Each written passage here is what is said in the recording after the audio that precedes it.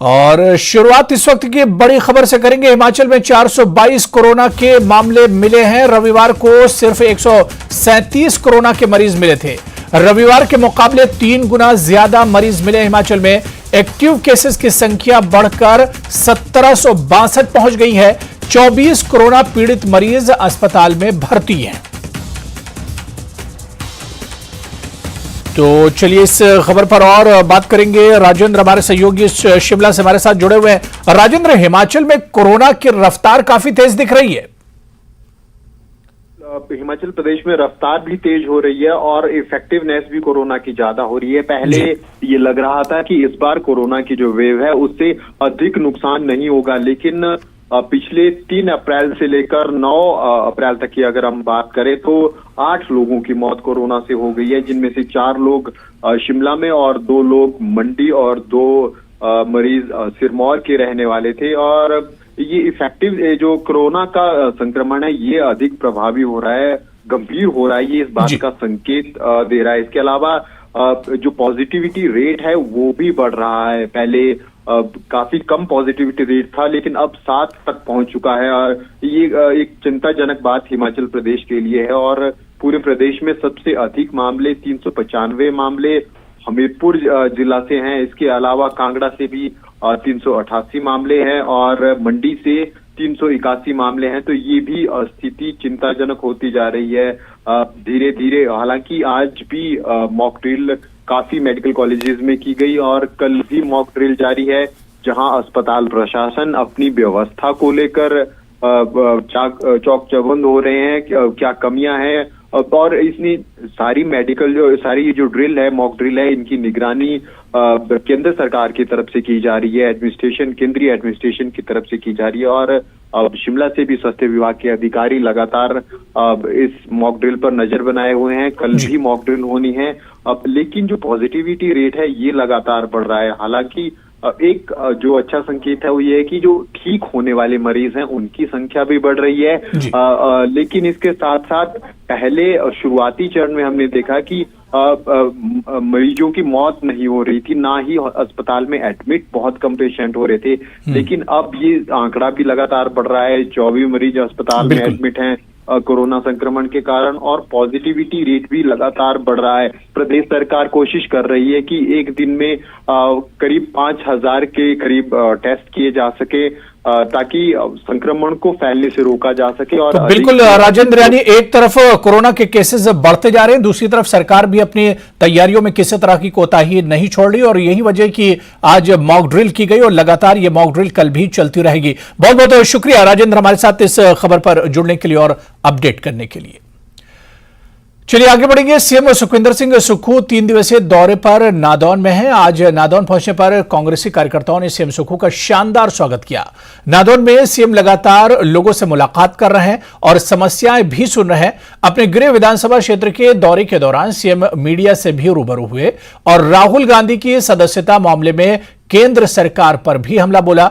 CM Sukhu ने कहा कि केंद्र सरकार राहुल की लोकप्रियता से घबरा गई है। कोर्ट का फैसला आने के 24 घंटे के भीतर संसद सदस्यता रद्द करना उनके इसी डर को दिखाता है। ऐसा ये केस हुआ है जिसमें 2 साल की सजा हुई है। आज तक कभी इतनी बड़ी सजा नहीं हुई है, वो भी मानहानि के मामले में। और मानहानि का मामला क्या होता है, जैसे मेरे प्रति कोई टिप्पणी की तो मैं उसके लिए कोर्ट में जाता हूँ। ये ऐसा मामला है जिसमें जिसके प्रति टिप्पणी की थी वो तो कोर्ट में गए नहीं, कोई तीसरा आदमी इसमें कोर्ट में जाकर 2 साल की सजा, वो भी मुख्य विपक्षी पार्टी जो कांग्रेस है और जो पूरे हिंदुस्तान के सबसे बड़े जो नेता है हमारे राहुल गांधी जी को डिस्क्वालीफाई करते हैं। और 24 घंटे के अंदर ही कोर्ट के फैसले को अमली जामा पहना देते हैं। ये किस बात को इंगित करता है? ये इस बात को इंगित करता है कि राजनीतिक षड्यंत्र के तहत वो राहुल गांधी जी से घबराकर इस प्रकार के हथकंडे अपना रहे हैं। सुक्खू सरकार की अगली कैबिनेट बैठक शिमला में 13 अप्रैल को होगी। यह बैठक सीएम सुक्खू के अपने क्षेत्र के दौरे से लौटने के बाद होगी। इस बैठक में ओपीएस की फाइनल नोटिफिकेशन पर चर्चा हो सकती है। कैबिनेट बैठक के बाद 3 दिन के लिए सीएम सुक्खू लाहौल स्पीति जाएंगे।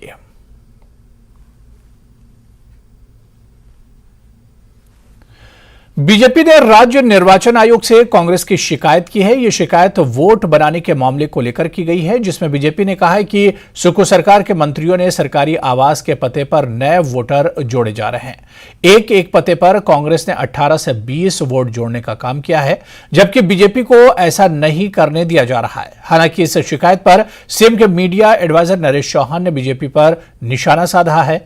नरेश चौहान ने कहा कि बीजेपी हार के डर से कभी कोर्ट तो कभी निर्वाचन आयोग के पास जा रही है। नरेश चौहान ने कहा कि शिमला में पूरे प्रदेश के लोग रहते हैं, इसलिए वोट बन रहे हैं। बीजेपी और दूसरे दलों के लोग भी वोट बना रहे हैं। बहानेबाजी कर बीजेपी चुनाव को फेस करने से घबरा रही है। निर्वाचन आयोग इस मामले में उचित कदम उठाएगा। कि आज हमारे कई विषय हैं वैसे तो, लेकिन मुख्यतः एक तो जिस प्रकार से बल्क में वोटें मंत्रियों और विधायकों के घर से आ रही हैं, उसको हमने ऑब्जेक्ट किया है कि एक एक घर से 18-18, 20-20 एक ही घर के अंदर 18-18, 20-20 लोगों की वोटें बनाई जा रही हैं और एक मंत्रियों के घरों से थैले के थैले भर के जो है वोटों के आ रहे हैं। हमने इस चीज को ऑब्जेक्ट किया है। और दूसरी बात, हमारे लोगों को वोटें बनाने नहीं दी जा रही हैं। पंथा घाटी का ही भट्टा कुफर का ही मामला भी ध्यान में आया है कि वहाँ पर जो है हमारे लोग वोटें जो लेकर गए हैं उनकी वोटें नहीं बनाई जा रही हैं। दूसरी ओर सरकार के दबाव में जो है सरकार दबाव बनाकर एक एक घर से 18-18, 20-20 लोगों के नाम वोटें के लिए भेज रहे हैं। तो इस बात को लेकर हम अभी मिले हैं। और जो लोग नए वोट बनाना चाहते हैं या दूसरे क्षेत्रों से जो लोग अपना वोट ट्रांसफर करना चाहते हैं, वो वोट बनते हैं। वो पहले भी बने, अब भी बन रहे हैं। और इस पे इस तरह का आरोप लगाना कि गलत वोट बन रहे हैं, ये तो जो अथॉरिटीज है उनका काम है ये देखना। और भाजपा के लोग भी बना रहे हैं, और भी लोग बना रहे हैं, खुद लोग भी बना रहे हैं, कम्युनिस्ट भी बना रहे हैं, वोट तो सभी बना रहे हैं। और ये इस प्रकार से आरोप लगाने से कुछ होने वाला नहीं है, क्योंकि ऐसी मुझे नहीं लगता है कि इस तरह से कोई आज के समय में कोई गलत वोट बनाने वाला है या कोई अपना वोट गलत बनाएगा। तो ये एक चीज को दर्शाता है कि इसका मतलब भाजपा, जो हम पहले भी कह चुके हैं कि 1 साल पहले ये चुनाव होना था, उस वक्त इसको फेस नहीं करना चाहती थी। आज भी किसी ना किसी तरह से इस तरह की संभावनाएं बनाने की कोशिश कर रहे कोर्ट में जाके या इस तरह के आरोप लगा के कि भाजपा आखिरकार इन चुनावों को फेस करने से घबरा क्यों रही। सीएम के मीडिया एडवाइजर नरेश चौहान नगर निगम चुनाव में कांग्रेस की जीत का दावा किया है। नरेश चौहान ने कहा कि शिमला नगर निगम चुनाव के लिए कांग्रेस 13 अप्रैल तक टिकट जारी कर सकती है और ये टिकट सीएम और पार्टी अध्यक्ष से चर्चा के बाद ही तय किए जाएंगे। क्योंकि आज भी कांग्रेस पार्टी में स्क्रूटनी कमेटी की मीटिंग रखी है। उसमें काफी लोगों ने, जिन्होंने पिछले कल तक अप्लाई किए हैं, जो भी इंटरेस्टेड कैंडिडेट्स थे, तो उसकी स्क्रूटनी करेंगे, उनको देखेंगे, कमेटी बैठेगी और बहुत जल्दी मुझे लगता है कुछ चीज़ें आगे बढ़ने वाली 1-2 दिन में बैठक होगी। पार्टी अध्यक्ष हैं और जो कमेटियां बनी हैं अपनी रिपोर्ट तैयार करके फाइनली जो है पार्टी प्रेसिडेंट और मुख्यमंत्री जी भी राय अपनी रखेंगे। और मैं समझता हूँ कुछ चीज़ें 12-13 तारीख तक काफ़ी संभावनाएं हैं कि जहां पर कुछ लोगों के नाम तय हो सकते हैं। देहरा पहुंचे कांग्रेस नेता नरदेव कुंवर ने कहा कि देहरा से करनैल सिंह पटियाल की नियुक्ति सीएम सुक्खू द्वारा गलत तरीके से कागज पर साइन करने से हुई थी। नरदेव कुंवर ने कहा कि जैसे ही सीएम को पता चला कि कहीं गलती हुई तो उन्होंने करनैल सिंह पटियाल की नियुक्ति रद्द कर दी। बता दें कि करनैल सिंह पटियाल की नियुक्ति पर्यटन विकास निगम के निदेशक के पद पर हुई थी, जिस पर देहरा कांग्रेस ने आपत्ति जताई थी। कोई भी नियुक्ति, सरकारी नियुक्ति होती है, विशेषाधिकार होता है, लेकिन ये जो कार्य हुआ है ये मुख्यमंत्री जी के जैसे एक जनरल डाक होती है। जैसे मान लो आपने एक कागज में 10 काम आपने मुझे दे दिए करने के लिए, तो उन 10 कामों के अंदर एक ये काम भी बीच में डाल दिया, तो वो गलती से किसी ने करवाने की चेष्टा की, लेकिन उसका रिवार्ड अगले दिन उनको वो मिल गया। पद्मश्री विजेता नेकराम शर्मा ने दिल्ली में भाजपा के राष्ट्रीय अध्यक्ष जगत प्रकाश नड्डा से उनके निवास पर मुलाकात की। इस मुलाकात के दौरान जेपी नड्डा की पत्नी भी मौजूद रहीं। इस मुलाकात में जगत प्रकाश नड्डा ने नेकराम शर्मा को पद्मश्री मिलने पर शुभकामनाएं एवं बधाई दी। नेकराम शर्मा ने कहा कि मुलाकात के दौरान प्राकृतिक खेती के बारे में विस्तार से चर्चा हुई। यहां जेपी नड्डा ने उनका मनोबल भी बढ़ाया। नूरपुर पहुंचे कृषि एवं पशुपालन मंत्री प्रोफेसर चंद्र कुमार ने बेही, पठियार और कोठी बरंडा पंचायत में जन समस्याएं की। इस दौरान उन्होंने अधिकारियों को जनहित के मुद्दों को गंभीरता से लेने को कहा, साथ ही समस्याओं के जल्द समाधान निकालने के निर्देश भी दिए। इस दौरान कृषि मंत्री ने पेयजल की व्यवस्था को मजबूत बनाने के लिए भी अधिकारियों को कहा। यहां कृषि मंत्री ने कहा कि राज्य सरकार बेरोजगार युवाओं को अधिक से अधिक रोजगार के अवसर उपलब्ध करवाने के लिए प्रतिबद्ध है, जिसके लिए सभी विभागों में रिक्त पड़े पदों पर भर्ती प्रक्रिया को शुरू करने के लिए विशेष कार्य योजना तैयार की गई है। पानी के विभाग में जो है भर्तियां करने जा रहे हैं और सुचारू रूप से भर्ती होंगी और आपकी जो पानी छोड़ने वालों की कमी है उसको हम जो है 15-20 दिन के अंदर पूरा करने जा रहे हैं। इसके साथ साथ दूसरे विभागों में भी, जैसे मेरा अपना विभाग है, मैंने अपने विभाग को भी आदेश दिया है कि कृषि के विभाग में हमारे जो पशुपालन विभाग है इसमें कितनी नौकरियां हैं, क्लास 4 की कितनी है, क्लास 3 की कितनी है, डॉक्टरों की कितनी है, कंपाउंडरों की कितनी है, और बड़ी जल्दी 10-15 दिन के अंदर हमें रिपोर्ट आएगी। इसमें भी हम भर्ती करना शुरू कर रहे हैं। ईडब्ल्यू में हम भर्ती करना शुरू कर रहे हैं और कुल मिलाकर के जो हमारे पहली हमारी गणना होगी जिसमें 25-30 हजार लोग हम भिन्न भिन्न विभागों में भर्ती करने जा रहे हैं और उनके लिए जो है वो हम ठेकेदार की नौकरी नहीं देंगे। पहले उसको लमसम मिलेगा, उसके बाद उसको जो है वो कॉन्ट्रैक्ट पर करेंगे और उसके बाद उसको पक्का करेंगे।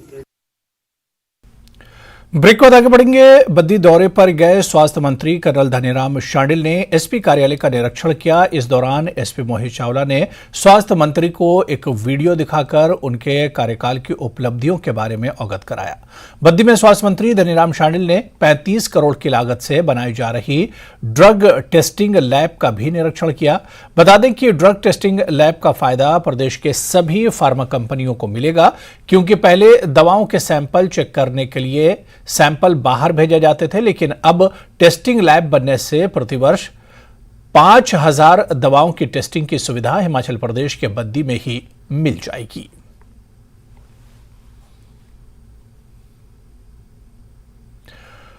पूर्व मुख्यमंत्री प्रेम कुमार धूमल के 49वें जन्मदिवस के मौके पर उनके निवास स्थान हमीरपुर में सुबह से ही कार्यकर्ताओं का बधाई देने के लिए तांता लगा रहा। इस मौके पर सूचना प्रसारण एवं खेल मंत्री अनुराग ठाकुर ने घर पर आए हुए कार्यकर्ताओं को बधाई को स्वीकार किया और कार्यकर्ताओं का आभार भी जताया।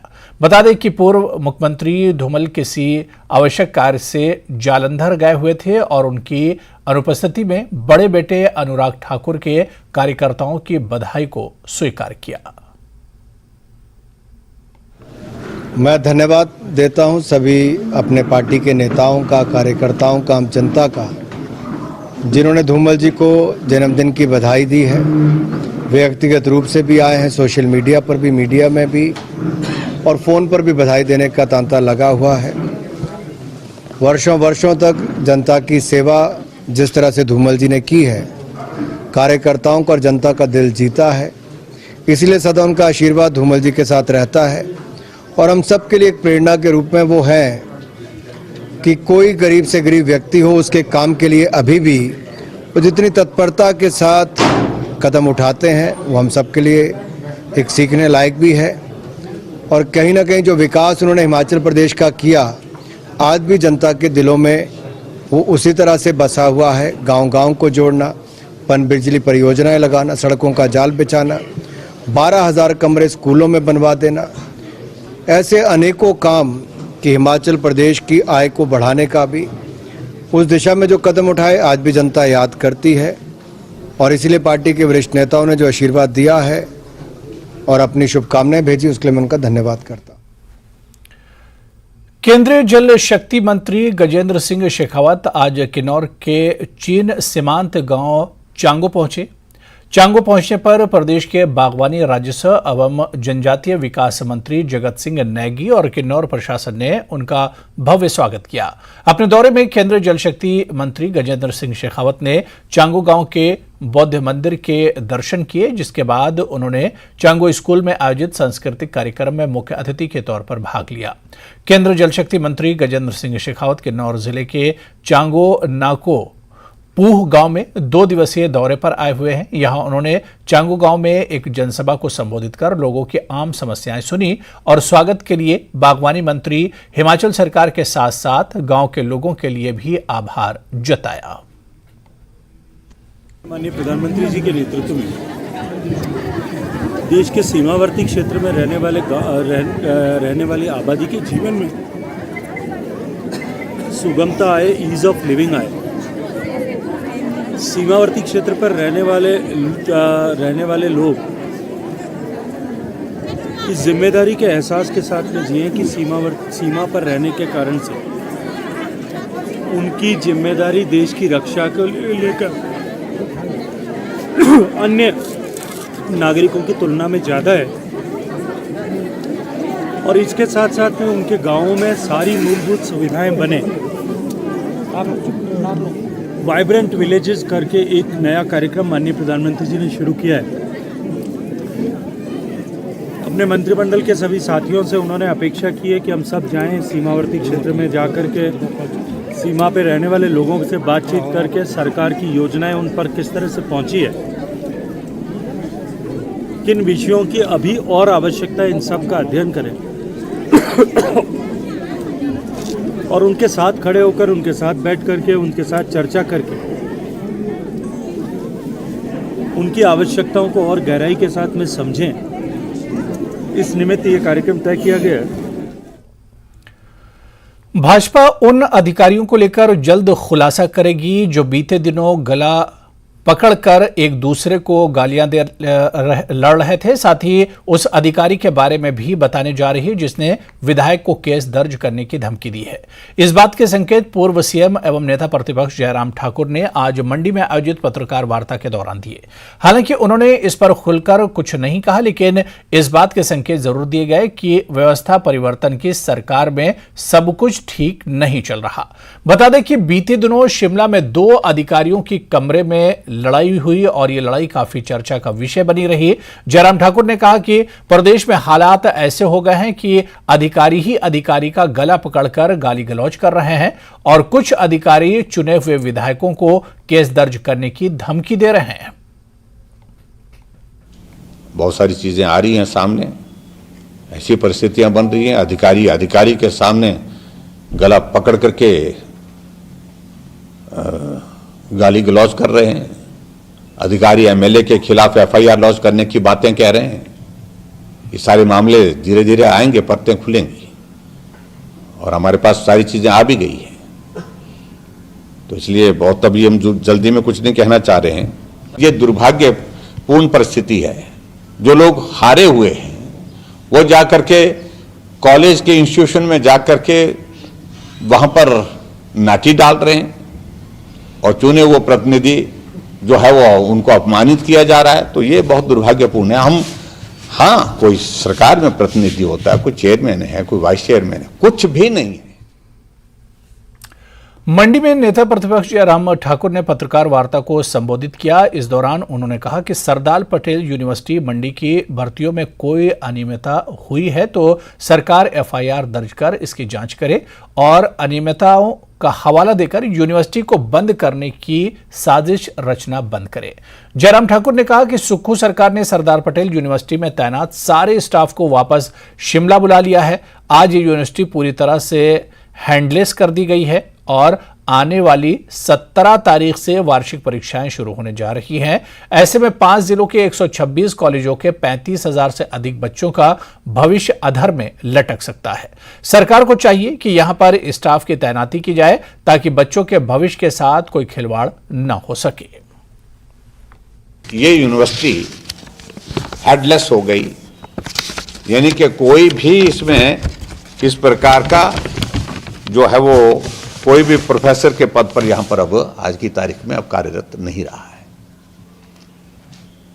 35,000 स्टूडेंट्स के exam BA first year, BSc first year, BCom first year के 17 तारीख से शुरू हो रहे हैं, 17 अप्रैल, और यूनिवर्सिटी हेडलेस बना दी गई है। और ये भी मैं कहना चाह रहा हूं कि इस यूनिवर्सिटी के अंतर्गत 5 डिस्ट्रिक्ट और 126 डिग्री कॉलेज एफिलिएट किए गए। पूरी तरह से इस व्यवस्था को यहां की तहस नहस करने की कोशिश हो रही है ताकि ये यूनिवर्सिटी ऐसे हालात में पहुंचे जहां इसको बंद करने का रास्ता निकाल सके। हम उम्मीद कर रहे थे कि कांग्रेस की सरकार अब इंफ्रास्ट्रक्चर को यहां पर मजबूत करने के लिए अपना सहयोग देगी। जमीन की तलाश लगभग तय है कि जहां 2-3 जगह चिन्हित की गई है उसको अंतिम रूप दे देगी और उसके बाद निर्माण कार्य शुरू हो जाएगा कैंपस का। और यहां उल्टा, जहां यूनिवर्सिटी का कैंपस बनाने की बात तो बात की रही, लेकिन एट प्रेजेंट जो यूनिवर्सिटी का जो एग्जिस्टिंग जो हमारा इंफ्रास्ट्रक्चर है और उसके साथ स्टाफ का हमारा जो यहाँ पर स्ट्रेंथ जो सैंक्शन की है, तो उस सारी चीज को भी बंद करने की स्थिति में हालात पैदा कर रहे हैं। प्रदेश सरकार को इतना जरूर कहना चाहता हूं कि ये सारी चीजें अब बर्दाश्त के योग्य नहीं है। अगर इस प्रकार से यूनिवर्सिटी को बंद करने की दृष्टि से कदम उठाने की कोशिश करेंगे तो निश्चित रूप से हर कदम पर विरोध होगा और इसके लिए मंडी के लोग हम संघर्ष करेंगे। भाजपा महिला मोर्चा प्रदेश कार्यकारिणी की 2 दिवसीय बैठक का समापन हो गया। समापन कार्यक्रम में राज्यसभा सांसद इंदु गोस्वामी ने मुख्य अतिथि के रूप में शिरकत की। इस दौरान उन्होंने प्रदेश की कांग्रेस सरकार पर जमकर हमला किया। ये अभी सुखू सरकार में अभी उनको बने तो जुमा 5 महीने हुए हैं, लेकिन आप कांग्रेस का इतिहास देख लीजिए, पिछला इतिहास 6 दशकों का जो केंद्र की राजनीति में, राष्ट्रीय राजनीति में इनका इतिहास देख लीजिए, और लगभग 5 दशकों तक पहले जब अभी की सरकार नहीं, पिछले 5 दशकों तक जब सरकार कांग्रेस सरकार प्रदेश में रही, तो इनका इतिहास देख लीजिए। और भारतीय जनता पार्टी जब सत्ता में रही, 14-15 साल के लिए हम लोग सत्ता में रहे हैं लगभग सभी। तो चलिए, इस बुलेटिन में भी फिलहाल इतना ही। नमस्कार।